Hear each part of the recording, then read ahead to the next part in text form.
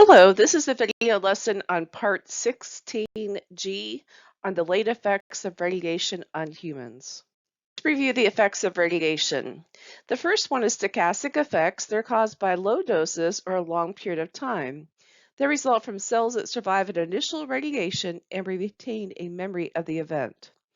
The chance or probability for response increases as a result of increased dose, and any dose may cause a response. That means that it follows the linear non-threshold dose-response relationship. In this section, we'll talk about a number of the stochastic effects, which include leukemia, cancer except for skin cancer, and irrigation in utero.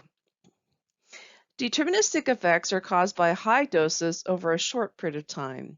They determine the existence of a threshold. The severity of the biological damage increases as a result of increased dose, and it follows the nonlinear threshold dose-response relationship. Some examples include erythema, epilation, the acute radiation syndrome, and permanent sterility. So late effects of radiation usually follow the stochastic effects, our stochastic effects, in that they are principally late effects with radiation-induced malignancy, except for skin cancer, and genetic effects. Other late effects include lifespan shortening, effects on local tissue, and irradiation in utero. And as I said in the previous slide, they follow the linear non-threshold dose-response relationship.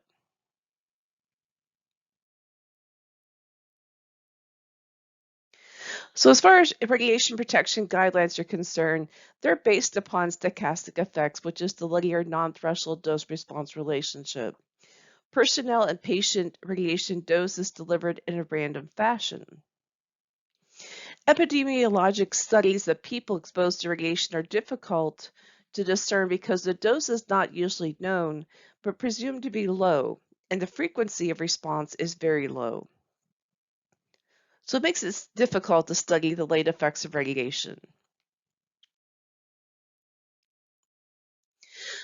Some of the late somatic effects of radiation don't follow the rules, meaning that they're not linear non-threshold. So we're going to talk about skin, chromosomes, and then cataracts. So let's start with skin. Skin is a chronic irradiation of skin can result in severe non-malignant changes. The early radiologists developed very callous, discolored, weathered, very tight, brittle, and cracked flake skin, also known as radiodermatitis. Radiodermatitis is inflammation of the skin due to radiation. Chromosomes are damage in the circulating lymphocytes can be produced as both a deterministic response in terms of terminal deletion, ring, dicentric, or reciprocal translocations.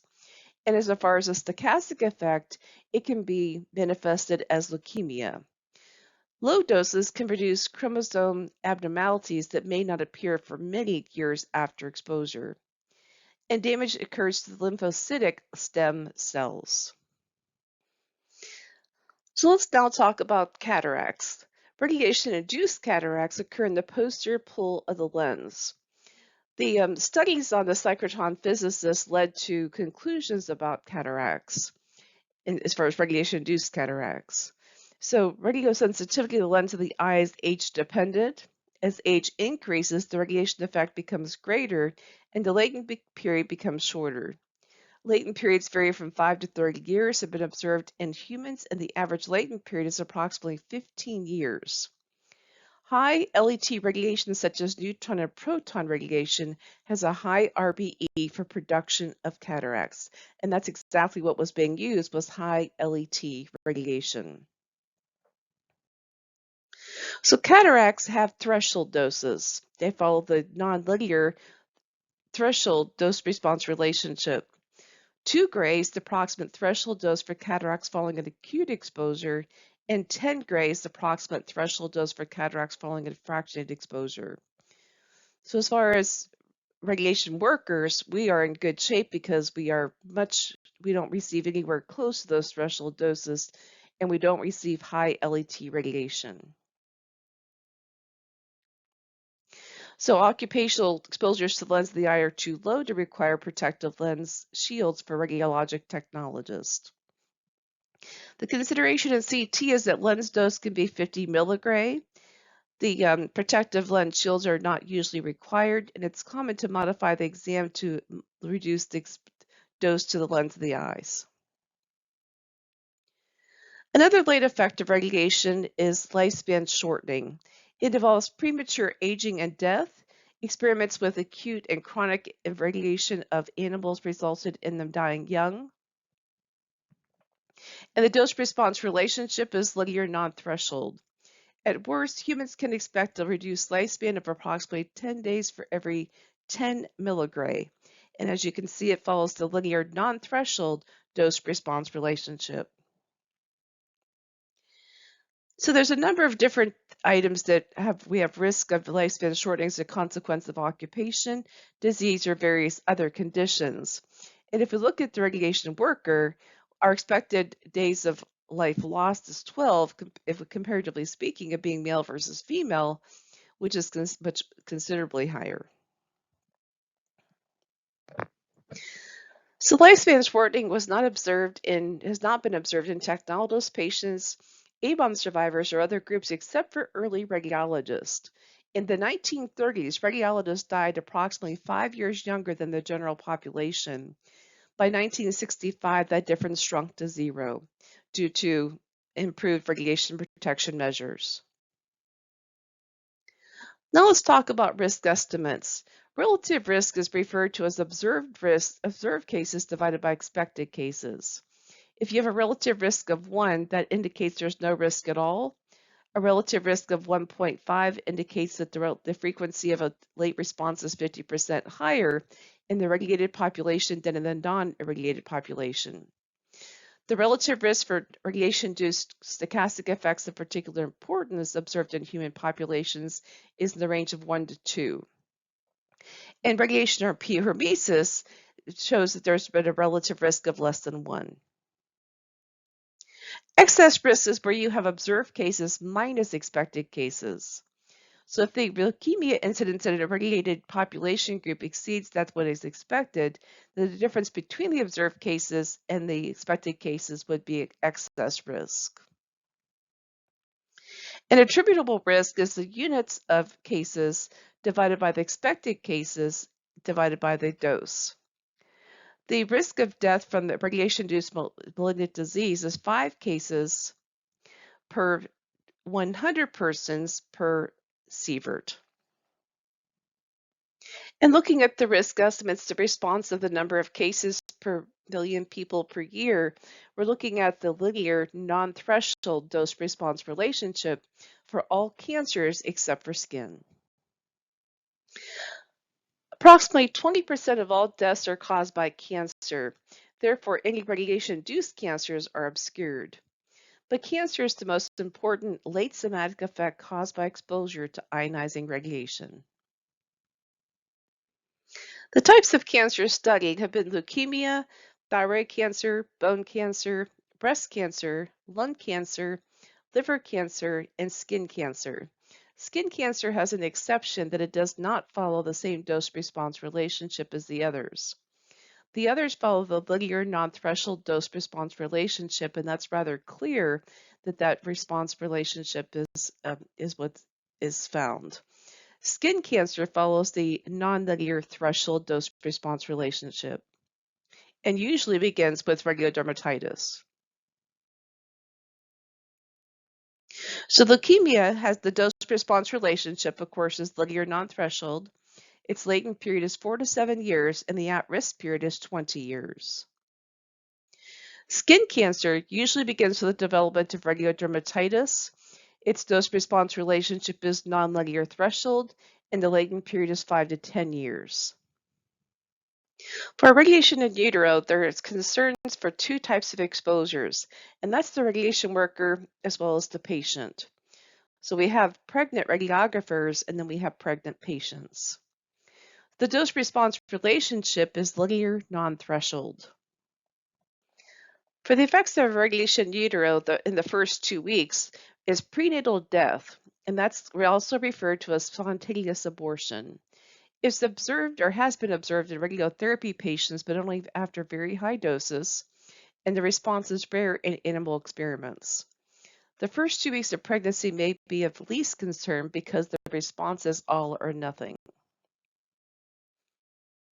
The effects of irregulation in utero in weeks 2 to 12, which is the period of major organogenesis, includes the following: skeletal and organ abnormalities. Congenital abnormalities of the CNS may be observed if the pregnancy is carried to term, and neonatal death, which is stillborn, if congenital abnormalities are too severe.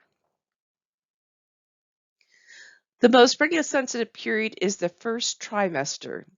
The irradiation in utero that caused malignancy and is of greatest concern is leukemia. So the relative risk that we talked about before is observed divided by expected cases. The relative risk in the first trimester is 8.3 for childhood leukemia after radiation in utero. The second trimester is 1.5. The third is 1.4 for a total of 1.5. Now, as far as spontaneous abortion is concerned in the first 2 weeks of the pregnancy, the natural occurrence is 25%. Radiation response or radiation-induced spontaneous abortion is 0.1%, and that's why it's not a really big concern in radiology. The second to 10th or 12th week, which just results in congenital abnormalities, has a natural occurrence of 5% and radiation response is 1%.